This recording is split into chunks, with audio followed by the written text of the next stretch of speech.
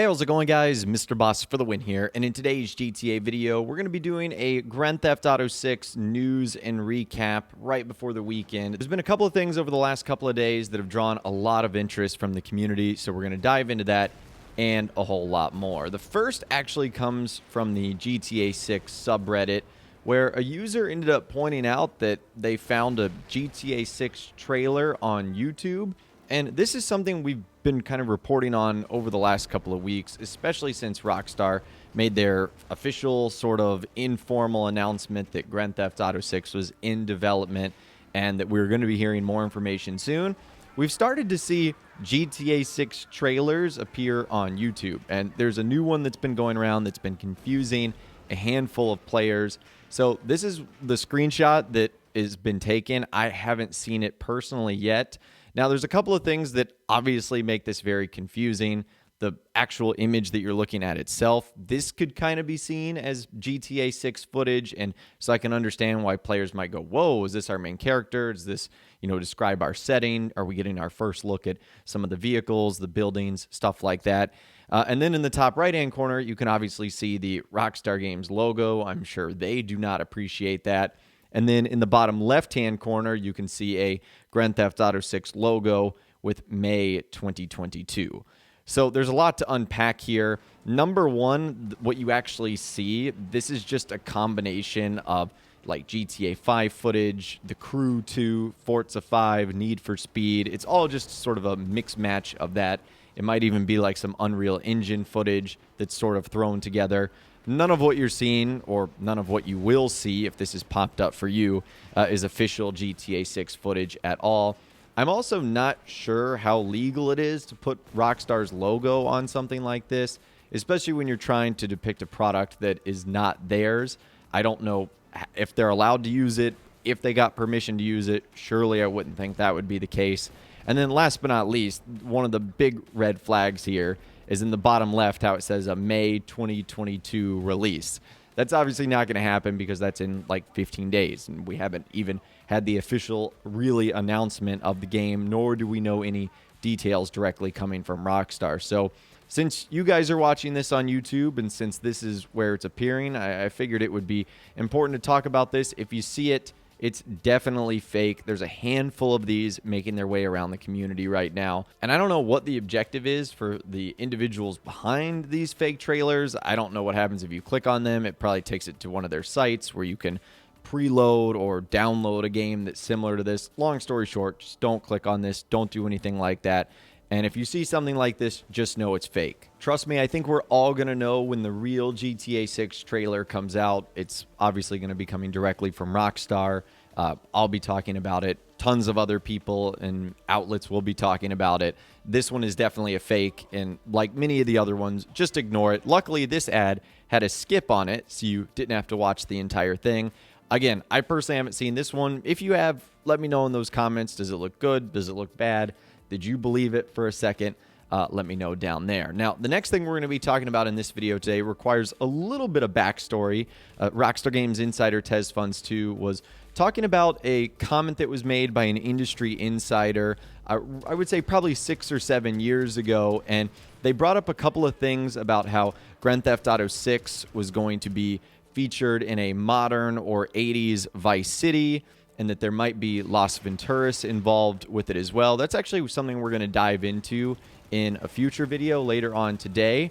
But it generated an interesting comment because he said that GTA 6 might have been in development or being created, built upon with its ideas all the way back in 2014. So he said, I made that dumb comment because I didn't believe him at the time. Safe to say he's been right the whole time. I'm just waiting to see whether Vice City in the next GTA ends up in modern times so it could further verify what he has said.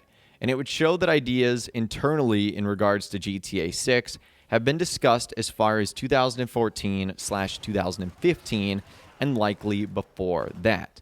So I think that's really where all the signs are pointing to right now, that GTA 6's location will probably be a modern day Vice City. Now, at least for the bulk of it, there's also been reports that we'd be going to Central, South America, some Liberty City reports as well. But I think the bulk of it is going to take place in modern-day Vice City. And so if that does end up happening, then we know that everything that's been discussed previously is true. And it's also not surprising that with a project that's very likely this big, it would have started probably immediately after GTA 5 was released, which happened back in 2013. So again, not a surprise that 2014, 2015 is likely when we would have seen this whole project underway. Whether that was just basic whiteboard ideas or brainstorming, probably something like that. But that's when the whole thing very likely began. Now, the last thing we're going to be talking about in this video today actually has to do with something pretty interesting that Rockstar did. They made some undocumented changes to the PlayStation 5 and Xbox Series X and S versions of GTA 5, which has a lot of members of the GTA 6 community worried that Rockstar is going to sort of change the way they end up writing, change the things they end up putting in the game, and it's not going to be the same Grand Theft Auto that they know and love. So again, these changes came out with the March 15th release of GTA 5 on the Xbox Series X and S, and it appears that Rockstar has actually removed some specific characters from the game. Now, they haven't been completely removed from the game altogether. They still exist in the director mode, but their dialogue options have been removed. Now, this change has only been made on the newest consoles, the PlayStation 5 and the new Xboxes. On PC, you can still see these NPCs are actually there. And this is Rockstar's response to the outcry and I guess maybe controversy, as you could call it, over the last couple of years to, I want to say, clean up their games or not single individual groups out. And this is not the only change that was made. They also made a change concerning a action figure in one of the arcades that you can actually have. And they ended up, removing that, made it a little bit more clean. Now, this is not the first time that Rockstar has done something like this. They've made some sort of behind-the-scenes, undocumented changes before. I think the biggest one that comes to mind is removing the Confederate flag from parts of GTA 5. This happened probably 4 or 5 years ago, and that's something they never really talked about. They just sort of did it, and it vanished from the game. So I think this is an instance of the exact same thing happening here. I don't think Rockstar is going to talk about this, but it wouldn't be shocking if this is something they do going forward. And maybe this is them just adjusting to the times.